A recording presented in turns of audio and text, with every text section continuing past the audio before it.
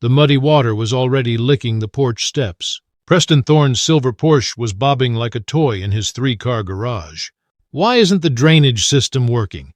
the HOA president screamed into the rain. A city engineer shook his head, his voice barely audible over the thunder. "The storm took out the fiber optic lines. Your pumps are Wi-Fi controlled. No internet, no command. They're dead bricks." 3 months ago, this same man had sued the old farmer at the end of the road, forcing him to silence his ugly, noisy, diesel-powered pump. Now, in the dark, hip-deep in rising filth, Preston Thorne was wading toward the only house that still had a light on. The rhythmic, deafening roar of a diesel engine, the sound he had tried to banish, was now the most beautiful melody in the world.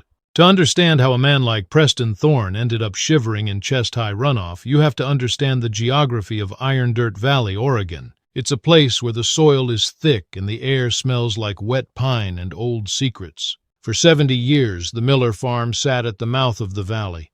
Caleb Miller, old bear to the locals, didn't own much. He owned 300 acres of silt-rich earth and a 1,972 John Deere tractor that looked like it had been through a war. Caleb's hands were a map of his life, deep creases filled with permanent grease, knuckles swollen from frost and heavy wrenches. He didn't talk much. He didn't have to. The land spoke for him. Every spring, when the snow melted off the Cascades, the Blackwater Creek would swell. It was a temperamental vein of water that could turn a pasture into a lake in 3 hours. Caleb's solution was simple. It was mechanical. It was loud.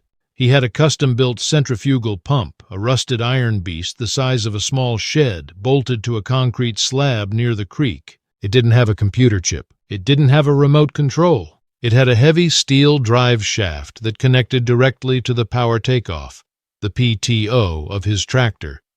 When the water rose, Caleb would back the John Deere up to the pump, click the gears into place, and let the diesel engine scream. The pump would moan, then it would bite, throwing 5,000 gallons of water a minute over the ridge and into the main river channel. It was a symphony of survival, but to the new neighbors at Emerald Horizon, it was an eyesore. Emerald Horizon wasn't just a subdivision, it was a vision for modern living. 24 mansions built of glass and cedar perched on the edge of the valley. They had heated driveways, they had smart lighting that mimicked the sunset, and they had a very strict set of homeowners association rules. Preston Thorne, the HOA president, lived in the largest house.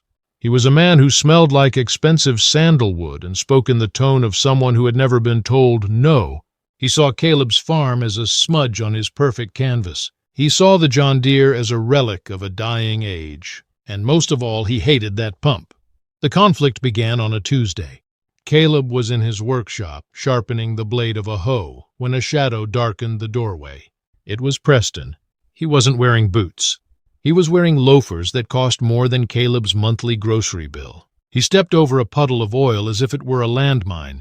"Mr. Miller," Preston said, tapping a leather folder against his thigh. "We've had complaints. Again." Caleb didn't look up. The file squeaked against the metal blade. "Complaints about what, Mr. Thorne?" "The noise. That machine of yours." Several residents in the Horizon reported a deafening mechanical roar lasting 6 hours yesterday. "My wife couldn't hear her yoga instructor. It's a violation of the county noise ordinance and our community standards." Caleb stopped sharpening. He looked at Preston. His eyes were the color of a stormy sea. "The creek was rising, Preston. If I don't run that pump, my lower pasture turns into a swamp. And if my pasture turns into a swamp, that water has nowhere to go but up valley. Toward your hill." Preston laughed. It was a dry, brittle sound. "We have a $5 million smart drain system, Caleb. We have sensors buried every 10 feet. We have automated sluice gates. We don't need your 19th century scrap metal to protect us. We need peace and quiet. Here is the formal cease and desist." He dropped the folder on a grease-stained workbench. "If that tractor engine turns over one more time for that pump," Preston whispered, "the fines will start at $5,000 a day. We will lien your land. We will take this farm. Do you understand?" Caleb looked at the folder. He didn't touch it. He picked up the hoe and went back to work. "I understand," Caleb said softly. "I hope your sensors know how to swim." Before we continue with Caleb's silent counter-move, if you're enjoying this story of grit versus greed, make sure to hit the subscribe button. We tell stories for those who still believe in the power of a hard day's work and the wisdom of the old ways. Now back to the Iron Dirt Valley. Preston walked away satisfied. He had won. He had the law, the money, and the smart technology on his side. He didn't see Caleb walk to the back of the barn. He didn't see the old man pull a tarp off a stack of sandbags he'd been filling for 40 years. Caleb Miller was a stoic, but he wasn't a fool. He knew how the world worked. He knew that men like Preston Thorne didn't look at the sky, they looked at their phones. And his phone told him it was going to be a sunny week. Caleb, however, had noticed the way the cows were huddling under the oak trees. He had felt the ache in his left knee, the one he'd broken in '84 during the Great Flood. He went into his house, a small cabin that smelled of coffee and wood smoke. He sat at a heavy oak table and opened a steel box. Inside wasn't a computer, but something much more powerful. Paper. Yellowed, brittle paper with wax seals. Deeds from 1954. Surveys hand-drawn in ink that had turned brown with age. Caleb traced the lines of the Blackwater Creek with a calloused finger. He wasn't looking for a way to stop the HOA. He was looking for the smoking gun that would remind them why his family had been allowed to keep this land for a century while everyone else was bought out. He found it in a subclause of the original land grant, a flowage easement. It was a legal term that meant the Miller farm wasn't just a farm. It was the valley's lungs, and Preston Thorne had just told those lungs to stop breathing. Caleb didn't call a lawyer. Not yet. He went back outside. The wind was picking up. It had a sharp, metallic bite to it. He walked to his John Deere. He checked the oil. He topped off the diesel tank. He greased the PTO shaft until it shone like a mirror. He was getting ready for a war that Preston Thorne didn't even know was coming. The next morning, Caleb tried to warn the HOA board. Standing in their glass-walled conference room, he told them a Pineapple Express was coming, a storm that would overwhelm their digital sensors. They laughed, mocking his scare tactics and threatening him with the sheriff if he touched his tractor. Caleb didn't argue. He drove straight to the county records office.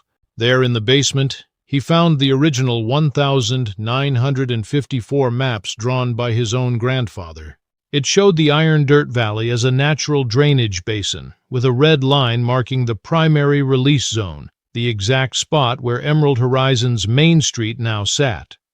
Crucially, he found the signed agreement granting the Miller farm the absolute right of water management, a mandate that no future zoning could supersede. He had the maps, he had the law, and he had the truth. Now he just needed the rain. Caleb took the original document to the photocopier. He made 3 copies. He placed one in his truck, one in his coat pocket, and one in his safe. As he walked back to his truck, the first drop of rain hit his forehead. It was cold. It was heavy. Within seconds, the sky opened up. The Pineapple Express had arrived. By 6 p.m., the rain was a solid wall of gray. By 8 p.m., the wind was screaming through the pines like a wounded animal. Caleb sat in his dark kitchen, his John Deere tractor parked just 10 feet from the pump house. He didn't turn on the lights. He just watched the creek. The Blackwater Creek was no longer a stream. It was a churning, chocolate-colored snake. It was rising an inch every 15 minutes. Across the fields, he could see the lights of Emerald Horizon flickering. Those houses were built on a gentle slope, but the bottom of that slope, the part where the smart drain gates were located, was rapidly disappearing under a layer of mud. Then at 9:14 p.m., the world went black. A massive oak tree, its roots softened by the deluge, had toppled over a mile up the road, taking 2 high-tension power lines with it. The transformers exploded in a shower of blue sparks that lit up the rainy sky for a split second. Caleb pulled on his heavy yellow oilskin coat. He picked up his flashlight. It was time. He walked out into the storm. The wind nearly knocked him over, but he moved with the steady, slow gait of a man who had fought this weather his entire life. He climbed into the seat of the John Deere. The metal was cold and wet. He turned the key. The starter motor groaned, and then, with a violent puff of black smoke from the vertical exhaust stack, the engine roared to life. It was a primitive sound. It was an honest sound. Caleb backed the tractor up, his eyes narrow as he aligned the PTO shaft with the pump's intake. He hopped down, his boots sinking 6 inches into the mud. He slid the heavy steel collar into place. He locked the pins. He opened the massive iron intake valve on the pump. He climbed back onto the tractor and eased the throttle forward. The engine's pitch changed from a rhythmic thumping to a high-pitched mechanical scream. The drive shaft began to spin so fast it became a blur. For a moment the pump hesitated, groaning under the sudden pressure of tons of water. Then a massive whoosh echoed through the valley. A 6-foot-wide column of water erupted from the discharge pipe, shooting over the earthen levee and into the river channel. It was the sound of 5,000 gallons of water being moved every 60 seconds. It was the sound of the valley breathing again.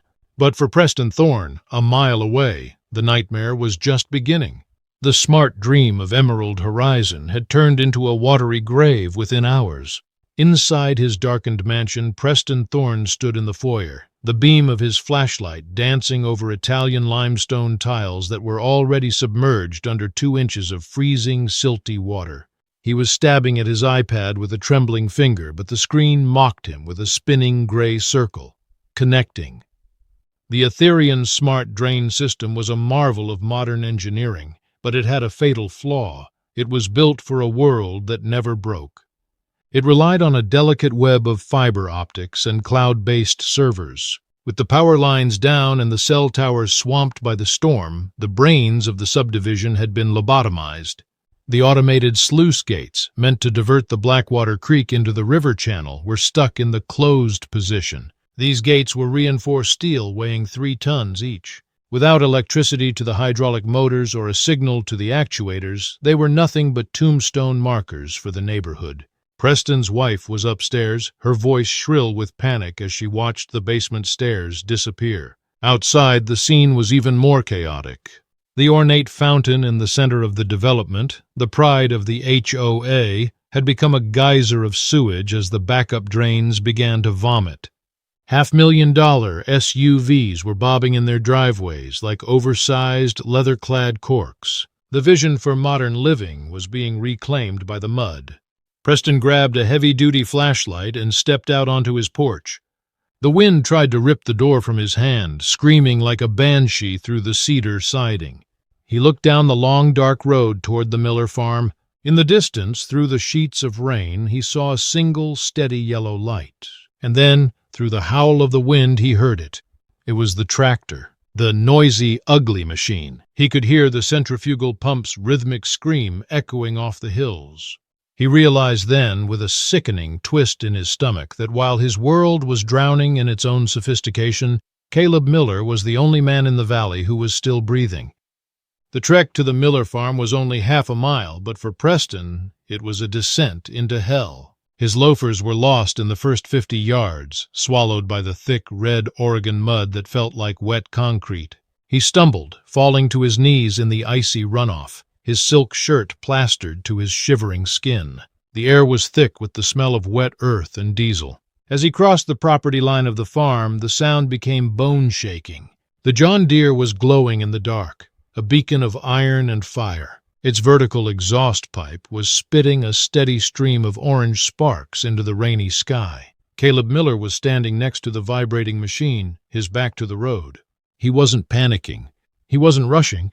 He was holding a grease gun, calmly lubricating a secondary bearing while the world around him melted.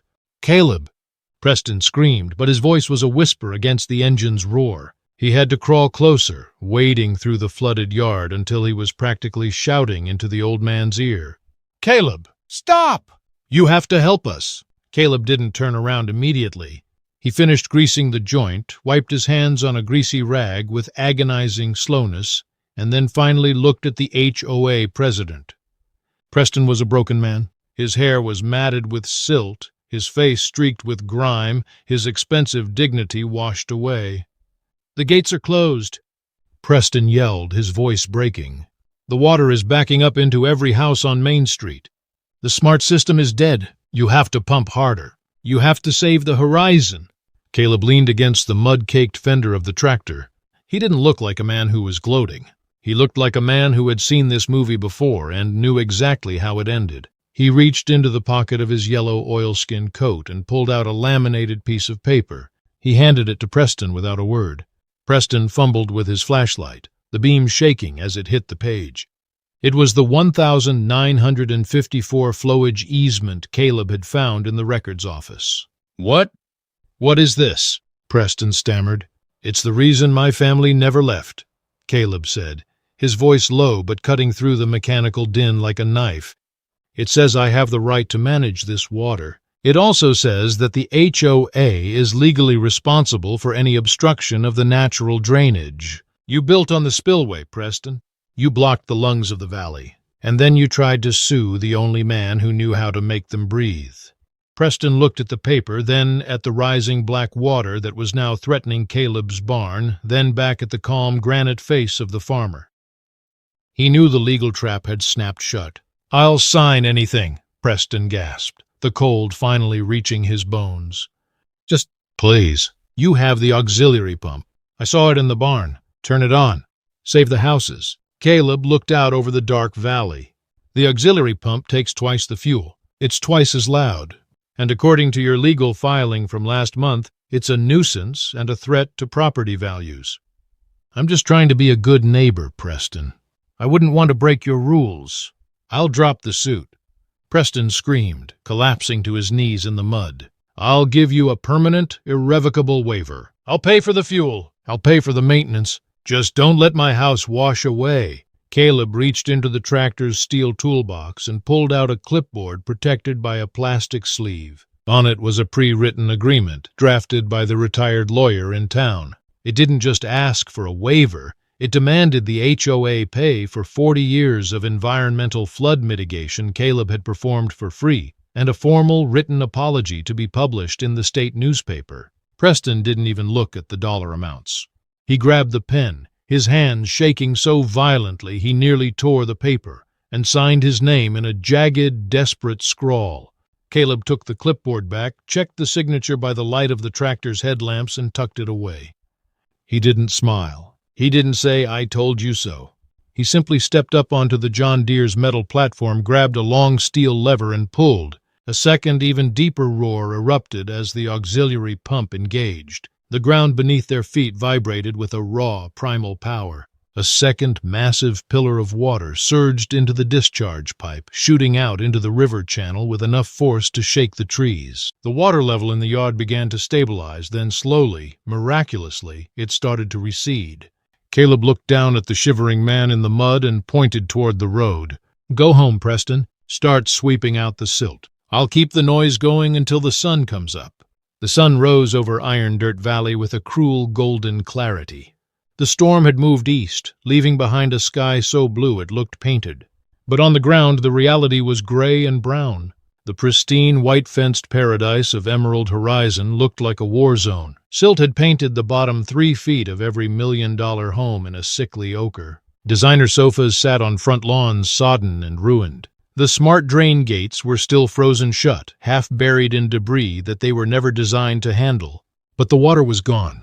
Caleb Miller finally climbed down from his tractor at 7 a.m. His bones ached with a deep, cold fire that only a 72-year-old man can truly understand. He had been awake for 36 hours. He reached over and turned the key. The John Deere gave one last defiant puff of smoke and fell silent. The ringing in Caleb's ears was deafening. He stood there for a long moment, listening to the drip of water from the eaves of his barn. It was the sound of victory, though he didn't feel like a victor. He felt like a man who had done his job. He walked to the edge of his property. Down the road, a fleet of flatbed trucks and insurance adjusters' cars were already beginning to swarm Emerald Horizon. He saw Preston Thorne standing by the curb. Preston was still wearing the same ruined clothes from the night before. He looked small. The silk was gone, the ego was gone, and according to the whispers already circulating, his position as HOA president was gone too. The board had met at dawn under the light of flashlights and voted to remove him for gross negligence and for nearly causing the total destruction of the subdivision. Caleb didn't go over to gloat. He didn't need to. He went inside, made a pot of coffee, and sat by the window. 2 weeks later, the legal dust settled. The HOA was forced to pay a massive mitigation fee, acknowledging the farm as a critical infrastructure site. Caleb didn't keep the money for himself. He kept the permanent easement and the new fuel tank, but donated the rest to the county vocational school.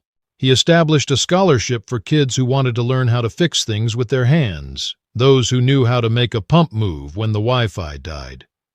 He didn't want to be a hero. He just wanted to ensure that when the next storm came, there would be someone else ready to make the world scream back. As the sedan drove away, Caleb walked out to his tractor. He ran a hand over the cold green metal of the hood. The world was changing. Everything was becoming invisible. Signals in the air, data in the cloud, money in digital banks. People thought they had conquered the earth because they could control their thermostats from across the country. But Caleb knew the truth. The earth was still there. The mud was still heavy. The water was still patient. He hopped up into the seat and started the engine. He wasn't pumping water today. He was just turning the soil, getting ready for the spring planting. Across the fence, in Emerald Horizon, the residents were busy replacing their smart fridges and their fiber optic lines. But every time the John Deere roared, they stopped what they were doing. They didn't complain to the HOA. They didn't call the sheriff. They listened to the sound of the engine, and for the first time they felt safe. They finally understood that the noise they once hated was actually the heartbeat of their survival. They looked at the old man on the green tractor and realized that in a world of fragile glass, there is nothing more valuable than a man made of iron. Caleb Miller didn't change his life. He didn't buy a Porsche. He didn't move to a mansion. He stayed in his cabin, drank his black coffee, and watched the clouds. He knew that another storm would eventually come. The Blackwater Creek would rise again, and when it did, the valley wouldn't be looking for a computer chip or an app.